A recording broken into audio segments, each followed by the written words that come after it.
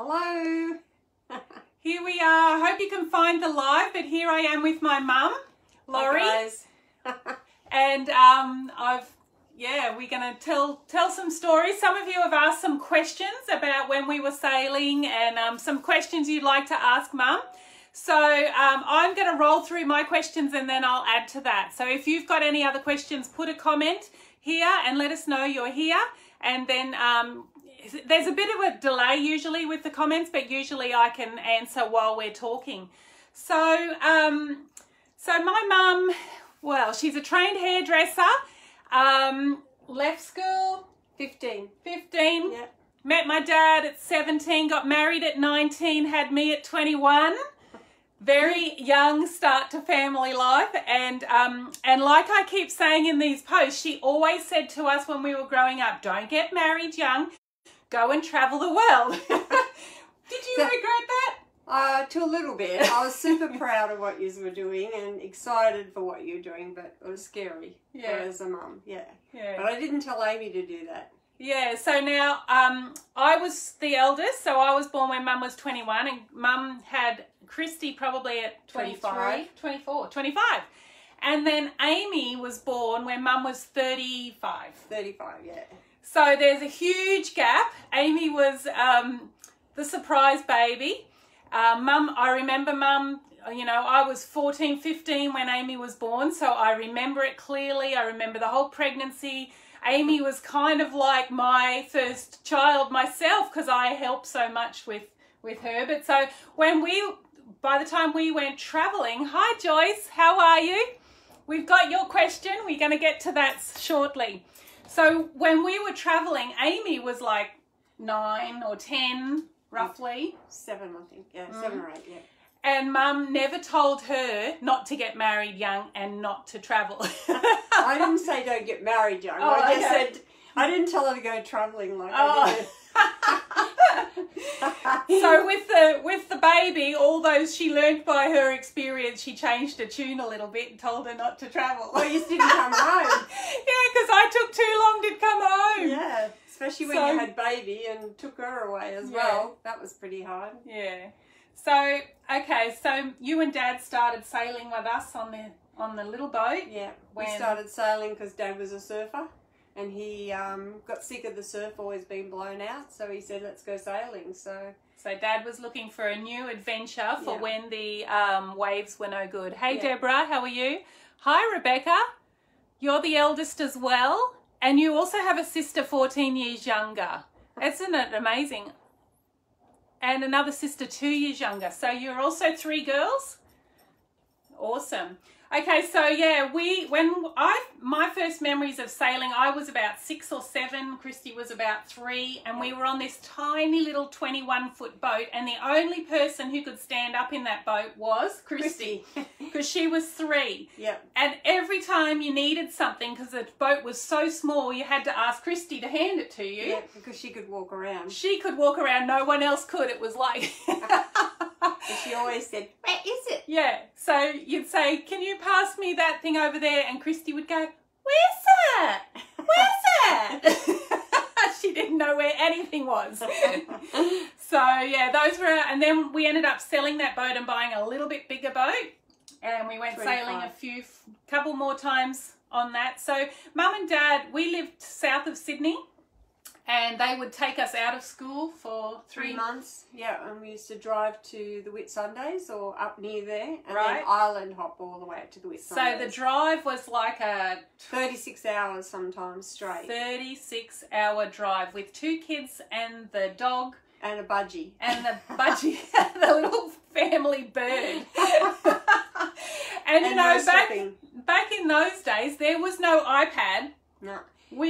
I remember having like 12 little coloured pencils and a little colouring in book, and that was it for that journey. Playing I Spy and pick the colour of the car. And But we but always started off at night, so that you slept for most of the night. And so then the next day was always a bit of a hassle. But so then we drive all the way up the east coast of Australia, right up north, and we would launch the boat there and then island hop up the coast to the Whitsunday Islands, which is, if you've been tuning in for a while, which is where I took my my own kids in September last year on a yacht charter.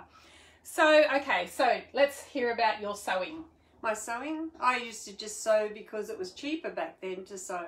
So I learned how to sew, so I used to make all your clothes. In fact, a lot of your photos, I know I made a lot of that thing. So those photos that I posted the other day of Mum and us two little girls on the boat, we were talking about it later. Mum was like, I think I made that outfit for her outfit and ours. Yeah, T-shirts. It was much cheaper. I remember you doing a course in learning how to do... I did tech. Yeah, just TAFE, doing a course in sewing knit fabrics, because it was when knit fabrics first came out. And bought it over locker and just learned how to sew then. That's how I did that, So I guess Mum did have a big influence on my sewing. Yes, encouraged it, I guess. Well, it was cheaper. It was cheaper. Back now, you can go and buy a T-shirt for $1.50, where now back then, it was much cheaper to buy fabric and go. Plus, a lot of my friends were doing it too. It was a bit of a craze back then to go and do these courses. Was it? Did it with some friends. So then when I went off to fashion school, Mum was hairdressing, and she decided I needed a good sewing machine. So what does she do? So I see this sewing machine in one of the shop windows. And it actually was second-hand, that machine, when I saw it. But it was still $1,000 back then. So it was a really good one that did all those fancy things. It was a computerised sewing machine. And Mum, with me at fashion college, she's like, yeah, she needs that. I think I took your overlocker too. Yeah, you did. So Mum, working at in the hairdressing salon, saving up and had put this sewing machine on lay-by for me and paid it off over months. Yeah, it took a while. Yeah, because that's a lot of money. Yeah. So in the scope of things back then, you were just gone, so how many years it was 1990, round about there, because I graduated in 92, I think. Yeah. So, and then in my final year at college, I made the Australian Fashion Awards with my graduation collection, and we went off to Sydney together. Yeah, where you made me that beautiful outfit, which I still have. I made Mum this pure silk, raw silk. It was like this real glitzy event. It was in the Sydney Town Hall, and it was telecast live around Australia, and we felt like the two country bumpkins sitting up the back of in our raw silk outfits that I had made. Yeah. So I think Hans and Jenny came with us too. I think that was more a modelling one that they went to. Yeah, it was just us. We couldn't get many tickets. I was a finalist, one of the top 3 in Australia, and they gave us, I got a ticket and my room, and I got an extra ticket for you. Yeah. So that was a real sort of special highlight. I see that happen now, still on TV. And really? Yeah, they still have those Australian Fashion Awards, and they still have the student section. Oh, okay. So after graduating college, worked a few years, save to go travelling. Do you remember saying goodbye at the airport? I do. I still remember that. I told you not to say anything that's going to make me cry, because that was pretty emotional. Even though you girls weren't living at home at the time. You were both at uni and college, and but it was that getting on that aeroplane, I still remember it. So the two, Cristi and I, left home together. It was 1995. I was about 24. Cristi was about 20. Cristi had only just graduated from university, and she'd gone off and worked like 3 jobs, work to save up to do this trip, and off we went together. And Mum and Dad drove up from their small town to Brisbane to see us off at the airport, and it was just like we couldn't speak. No, it was awful. It was terrible. Did you know that I was going to be gone? Did you think I was going to be as gone? I thought maybe you'd be gone for about a year. I didn't think you'd be gone that long. Yeah, and I was scared for you too, even though I thought I was super proud, but scared that the unknown. Yeah, well, we did some scary stuff. Well, what have you been listening to these lives of me reading the journal all the time? I love them.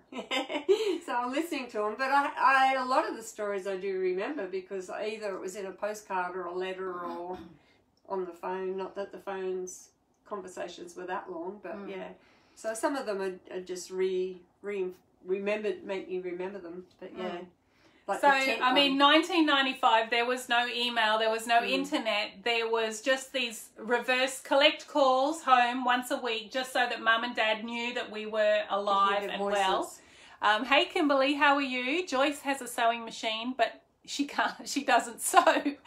You have to get on it. Maybe I should turn this group into some sewing lessons for you guys. Okay, so I travelled for years. I worked in London, worked in Egypt, did all these crazy things. Cristi also travelled heaps. We went our separate ways for a while. Then Cristi came home and then she went again. She travelled all through South America with her husband. And then I went to South Africa and was working for Billabong. I was there 5 years at Billabong. I used to come home. 6 weeks. I was 6 months. Oh. I was supposed to go to Billabong for 6 months. And yeah, I was there 5 years. I thought it was 6 months, and then I'll be home then. Yeah, right. Yeah, I was planning to come home after Billabong, just do this little trip through Africa, and I'll be home. And I was always, I guess, telling you I would be home soon, and then like I'd come up with a new adventure. It's just like waving a carrot. Yeah. And then take it away.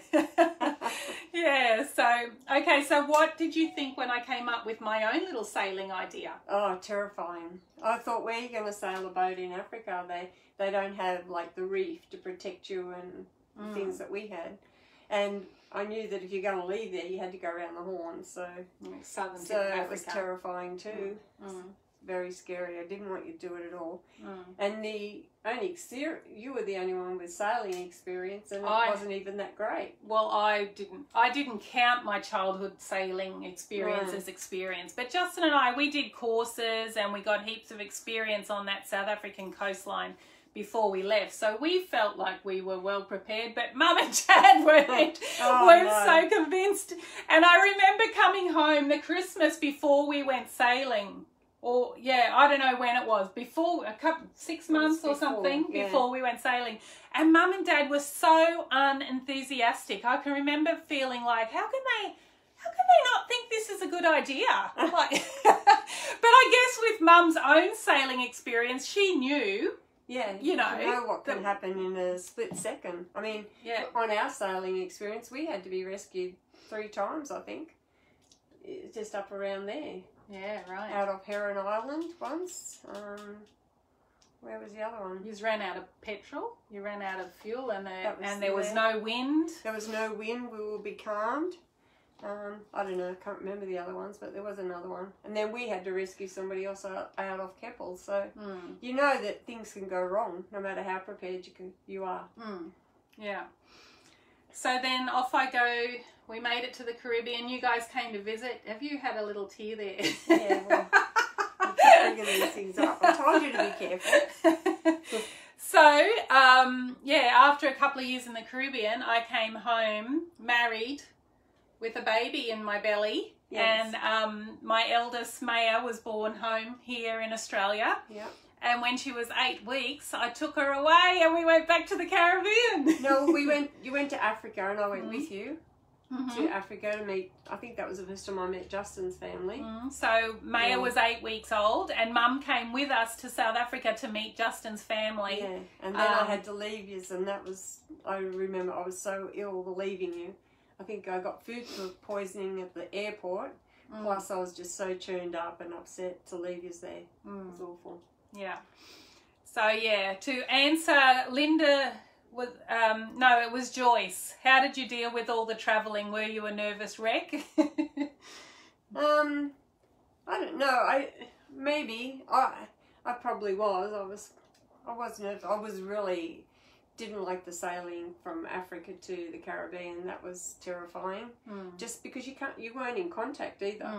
So the longest trip probably you guys have been listening into my sailing stories videos that I've been doing over the last couple of months, but our longest trip was 16 days at sea. And we really didn't have much contact, but we were still in touch with Cape Town radio on the SSB radio. And we would tell the Cape Town radio were amazing. So I don't know who these guys were, like a sea rescue type arrangement, and they had Justin's dad's phone number. So when we radioed in and said, yeah, we're fine, we got this conditions and, you know, the weather's doing this or whatever, that man would then phone Justin's dad and tell Justin's dad that we were all good. Yeah. And then Justin's dad would call my parents in Australia and say, the kids are okay. Yeah. So at least you knew they were okay. But that was only up until St. Helena. Once we got to St. Helena, we were out of touch. We were too far away from Cape Town radio. And after that, all those other passages we did, we would go ashore, email, send a quick email, because there was email by then. Yeah. This was 2001. And just say, okay, we're leaving tonight. We're going to this place. It should take 10 days, but it could take 15 days. So don't panic until it's 15 days. And usually we'd get there in 7 days or, you know, a little bit less, and it would be a pleasant surprise rather than... Yeah, it's good to hear that they were okay. Just knowing they were okay was just the best. Yeah. Yeah. Yeah. And even Justin's mum talks about the stress of that sailing trip. Yeah, it was. Just not knowing, I think, is just being out of touch and not being able to keep in touch. Yeah. When you were backpacking, even, at least we were sort of sending letters to the next post office, and having that weekly call made all the difference as well. So yeah, it was good. My dad used to always complain because those weekly calls home, every Sunday we had to call home, and it was always reverse charges or collect calls, as you guys call it. And my dad, he likes to hold on to his money, and he would always be like, okay then, all right, okay, trying to wrap it up. Let's get... They're alive, we know that. Can we hang up now? Yeah, put it in a letter. But when we called you from Israel, do you remember? I clearly remember, because we didn't tell Mum and Dad that we were going to go to Israel. We just, we were in Egypt and we were trying to get up to Turkey and Greece, and we had to go through Israel. And at that time, there were these sort of bus bombs, like suicide bombers going off on buses in Israel. And so we didn't tell Mum until we were there in Jerusalem, and we called and we're like, hi, you know how when you call collect... Yeah, sorry, I've just got a tickle in my throat. Go ahead. When you call collect, the operator says, you know, will you accept the charges from Kim Van Loo in Israel? And Mum goes, yeah. And then the operator's gone and Mum goes, Israel! What are you doing in Israel? It's on the news, you know. It was the same thing when you went to Egypt and someone got on a bus and shot all those people and you were in Cairo. That was awful too. Yeah, there was also a big shooting in Cairo when I was living in Egypt. So after these travels that I'm reading from at the moment, I went back to London and worked, but then I got another job back out in Egypt. So I went out there and I lived in Egypt for a year. And while I was there, there was a terrorist attack in Cairo, and a whole bunch of tourists were shot in a hotel in the middle of Cairo. And Mum was horrified. Everyone was horrified. You know, you need to leave. You need to leave. And then not long after that, Australia had our mass shooting that was in this small little town in Tasmania. And I was like, see, Mum, it can happen anywhere. If it can happen there, it can happen anywhere. For sure. But, yeah.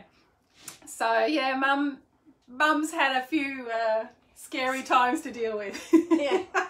Well, you only realise it, I think, when you're a mum. But I'm super proud and still proud of everything you have done. Yeah. I think you are amazing. I don't think I ever would have had the courage to do it. I thought it was a good idea, but...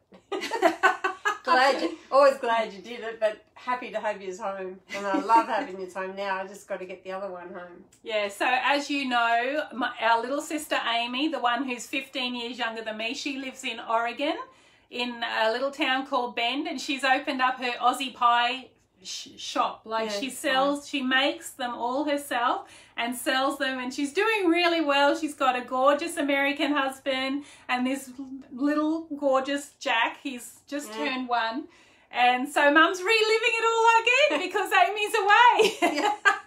And right now with all the travel bans, we can't visit. Thank goodness Amy was just home at Christmas because we can't visit her, she can't visit us, and yeah, it's not easy, is it? And I mean, you guys are the same. A lot of you have family on the other side of the states, and you're all in lockdown and can't visit either. Oh, Joyce has a cousin in Bend. Okay, so you have to send your cousin to buy an Aussie meat pie. We do some promoting for sure. tell you all about Amy's business. So yeah. All right. Any other questions you have for Mum? Do you want to? So Mum's some of you keep asking me about Mum's favourite outfit, and this year, Mum, I designed these white pants that have tiny little starfish on them, but they're white on white, so you can barely see the starfish, and they're loose and cool and comfortable. So Mum wears them a lot. Yep. And then she's always got her tunics to go with it. Yeah. Yeah. So I love these tunics. They're really good, especially when you get to my age. You get hot flushes. Anyone else out there have hot flashes? I think they call them hot flashes in America, right? Am I saying it right? We call it hot flushes. It hasn't hit me yet. I'm sure it's coming. Kimberly, I think you might have these pants. Oh yeah, you've got a son in the military in Hawaii, right? So yeah, it's tough being far away. Joyce says you look beautiful, Mum. Oh, thank you. Thank you. So yeah, Mum wears them with the loose white pants. I tend to wear the skinny pants more so with my tunics. And I do have a free dress discount code for you guys this weekend. I'm going to quickly put the dress on. Have you got a story to tell them? No. I put Mum on the spot. Okay, I'll be right back. I can't think of any stories like that. There's probably plenty I'll think of when I get in the car and yeah. Okay, so this is the free dress that we're giving away. Now it's got wide straps, so it covers your bra. It's got a fairly deep neck and it's got the little gathers in the front, but it's an A-line cut, so it's got pockets and it's super loose and comfortable. Now you can wear it over your skinny jeans or just as a dress. Super cool. It's made of cotton. It's a knit, so it doesn't need ironing. It's called the Plumeria dress. It comes in 2 colours. I'll show you the second colour. That looks really good. That's the other colour. It's the tropical blue. And this is a size extra large, so you can see it's nice and roomy. So it's super comfortable. So if you are doing some shopping, or I actually got an email, a message this weekend coming from Darlene. She's one of our friends in the group, and Darlene's like, are we going to have any more free dress specials? So that's why you've got Darlene to thank for this. She wants to buy something else and she wanted another free dress. I am wearing the medium. What size tunic have you got on, Mum? I think it's Mum's got the medium on too. So the code is last free dress. Okay, so you remember how it works. You put $100 worth of clothing into your cart. Then you put the Plumeria dress, your size and colour, in your cart. Enter the code last free dress, and then this dress will become free in your cart. It'll change it to 0. So that's what you do. I will give you a link in the comments so that you can find this dress easily. So there you go. Last free dress. Thank you, Kimberly. Yes, you've spelt it right. You'll notice that it's a capital L, capital F, capital D. So thanks for typing that in. Joyce, my son lives in Washington State and I'm on the East Coast. Yes. Oh, Deborah says they're not hot flashes, they are power surges. I never thought of that. That's it. That's what's happening. That's great, Deborah. Thanks for that. All right, guys. Thanks so much for tuning in. If you think we need to get Mum back here, let us know. What did you think when I started West Indies Wear? Oh, I thought when you started, I think you had made a few things when you were in Tobago, was it? Yeah, we were in, I started when we were in St. Martin. Yeah, I never thought it'd grow to this, and I'm just super proud and think it's amazing. But Kim's always had that talent and flair for design. When she was a little girl, there was always material everywhere, and I remember her rousing at Amy when she was about 3. She's walking on my paintings, and I'd say, well, pick your paintings up off the floor. See, creatives are messy as well, and I've always been messy. So in year 12, my final year of school, we had all these big art assignments to do, and my room was always a mess, and there was artwork everywhere. And material everywhere. And Amy's in the house. She's a toddler. So she's walking on everything, and I'm freaking out, and Mum's like, well, clean up your room. Not just the room, the whole house. The whole house. Everywhere.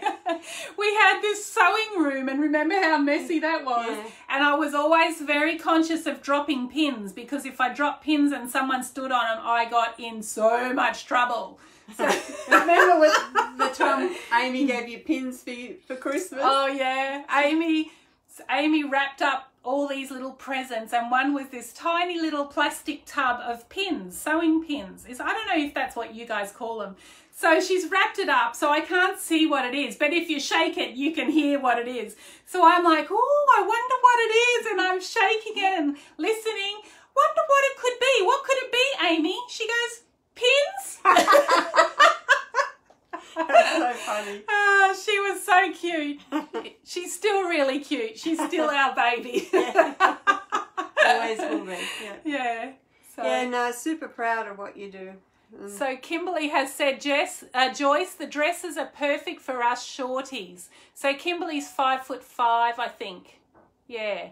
Have you ever held them between your lips? I accidentally swallowed one. Oh my goodness. Yes, I was well trained at holding pins in my lips. So when I went off to fashion school, it was a lot of sewing. They taught us how to do patterns and how to sew. Like that's where I really got good at sewing. In fact, I can remember sewing at home because I used to have a part-time job when I was at school, and I would spend all my money on material. I'd go to the fabric shop and I'd buy material every week. That's what I would spend my money on. So I had this, that's what I did in my spare time. And I remember clearly that I had this trouble with pants. Every time I sewed pants, I sewed the crutch together, and then I sewed the legs together, and then they weren't 2 legs. It was like one, it was more like a skirt.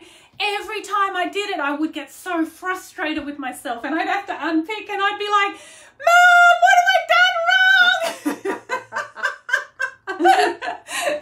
wrong? You used to go to the op shops and get old clothes and pull them apart. So I used to go to charity stores. I don't know if that's what you call it, but and I would buy old vintage dresses, and then I would unpick them and sew them. I remember buying old jeans and turning them into like little jean skirts and all sorts of weird things that I used to do. Skirts, that was the go there for a while, turning old jeans into skirts. Oh yeah, you remember it used to be the jean part, and then they put that embroidery anglaise skirt on the bottom, gathered on. Yeah, I remember that. At the go.